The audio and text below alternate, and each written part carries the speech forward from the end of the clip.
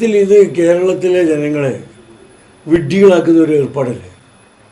അയ്യപ്പ സംഗമം എന്ന പേരിൽ ഈ ഗവൺമെൻറ് ഇപ്പോൾ ഇറങ്ങി പോകാൻ സമയത്ത് ഒരു തിരഞ്ഞെടുപ്പുകൾ, തദ്ദേശ തിരഞ്ഞെടുപ്പും നിയമസഭാ തിരഞ്ഞെടുപ്പും ഒക്കെ മുന്നിൽ നിൽക്കുന്ന ഒരു ഘട്ടത്തിൽ ഈ ഒരു നാടകം കളിച്ചത് എന്തിനാണ്? ഇടതുപക്ഷം എത്ര കാലം കേരളം ഭരിച്ചിട്ടുണ്ട്? അക്കാലത്തൊക്കെ കേരളത്തിൽ ശബരിമലയുണ്ട്, ഹൈന്ദവ വിശ്വാസങ്ങളുണ്ട്. ഭംഗിയായി സമാധാനപൂർവ്വം പരസ്പര സ്നേഹത്തോടും ബഹുമാനത്തോടും കൂടി ഇത്തരം പൂജാകർമ്മങ്ങളും ആരാധനാകർമ്മങ്ങളൊക്കെ നടത്താറില്ല. എന്തിനാ ഇപ്പോഴായിട്ട് ഇത്തരം ഒരു നാടകം കളിക്കാൻ ഈ ഗവൺമെൻറ് തയ്യാറായത്? എല്ലാ നിലയിലും ജനവിശ്വാസം നഷ്ടപ്പെട്ട ഒരു ഗവൺമെൻറ് വിഭാഗീയത സൃഷ്ടിച്ച് വർഗീയ വികാരങ്ങൾ ആളിക്കത്തിച്ച് വോട്ട് നേടാനുള്ള ശ്രമത്തിൻ്റെ ഒരു ഭാഗമാണ്. അത് ജനങ്ങൾക്ക് മനസ്സിലായി.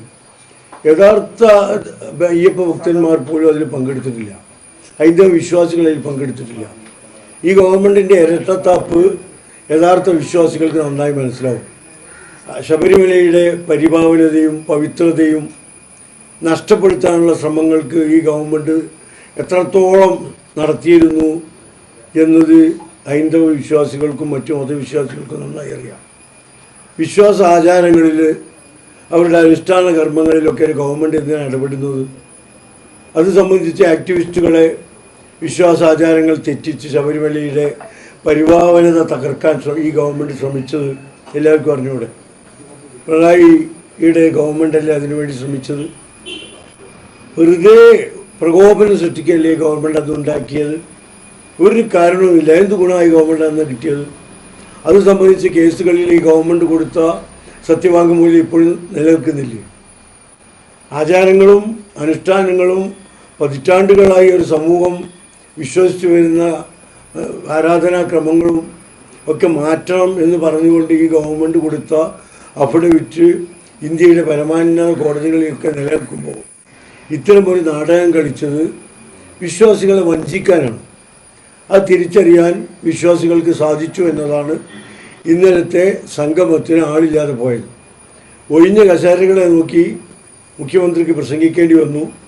അത്യാവശ്യമായി അവിടെ എത്തിച്ചേർത്ത സർക്കാർ ജീവനക്കാരെ, ഇടതുപക്ഷ വിശ്വാസികളായ സർക്കാർ ജീവനക്കാരും മുഖ്യമന്ത്രി വിട്ടതോടുകൂടി വേദി വിട്ടുപോയി. ദയനീയ പരാജയമായി മാറി.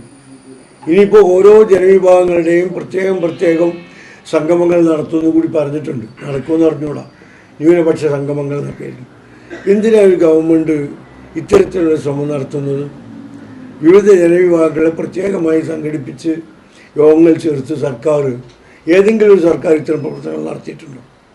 അപ്പോൾ ഗവൺമെൻറ് ജനവിശ്വാസം നഷ്ടപ്പെട്ടത് വീണ്ടെടുക്കാൻ ഓരോ പ്രവർത്തനങ്ങൾ നടത്തി ശ്രമിച്ചു നോക്കുകയാണ്. അതിലൊക്കെ ദയനീയ പരാജയമാവുകയാണ്. പക്ഷെ അതിലൊക്കെയുള്ളത് സർക്കാർ ഖജനാവിൽ നിന്ന് ഭീമമായ തുക, ജനങ്ങൾക്ക് വികസനം കിട്ടേണ്ടത്, ക്ഷേമം കിട്ടേണ്ടുന്ന തുകയാണ് ഇത്തരം കാര്യങ്ങൾക്ക് വേണ്ടി ധൂർത്തടിച്ചു പോകുന്നത്. എന്തിൻ്റെ പേരിലായിരുന്നാലും സർക്കാരിൻ്റെ 4ാം വാർഷികം 3ാം വാർഷികം എന്നൊക്കെ പറഞ്ഞ് എത്ര കോടികൾ ധൂർത്തടിച്ചു. പാവപ്പെട്ട സ്കൂൾ കുട്ടികൾക്ക് ഉച്ചഭക്ഷണം കൊടുത്ത പണം വർഷങ്ങളായി കൊടുത്തിട്ടില്ല. ഇത്തരം സാഹചര്യങ്ങൾ നിലനിൽക്കുമ്പോൾ ഇത്തരം ധൂർത്തും ആഡംബരങ്ങളും ഒക്കെ ഒന്ന് ഒഴിവാക്കി ഈ അവസാന ഘട്ടത്തിലെങ്കിലും ജനങ്ങൾക്ക് കൊടുക്കാൻ കാര്യങ്ങൾ കൊടുത്ത് അതിനല്ലേ ഗവൺമെൻറ് ശ്രമിക്കേണ്ടത്? നിഖില മേഖലകളിലും പരാജയപ്പെട്ട ഒരു ഗവൺമെൻറ്റിൻ്റെ മുങ്ങിത്താവാൻ പോകുന്ന സമയത്തുള്ള പെടച്ചിലാണ് നമ്മൾ ഈ കാണുന്നത്.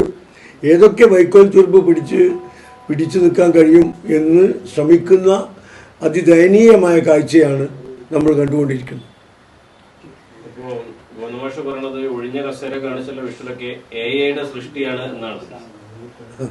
ഈ കസേരകളിൽ ആളുണ്ടാക്കാൻ AI ഉപയോഗപ്പെടുത്താൻ ശ്രമിച്ചിട്ട് പരാജയപ്പെട്ടു എന്നാണ് ഞങ്ങൾക്ക് മനസ്സിലാകുന്നത്. AI ഉപയോഗിച്ച് കസേരകൾ നടക്കാൻ നോക്കിയിട്ട് പോലും വിജയിച്ചില്ല എന്നതാണ്. പരാജയമാണെന്ന് അവർ തന്നെ അംഗീകരിക്കുന്ന ഒരു കാര്യമാണ്. തുടക്കം തന്നെ പരാജയമാണല്ലോ. ഇത്തരൊരു ശ്രമം സത്യത്തിൽ അവഹേളനമാണ്.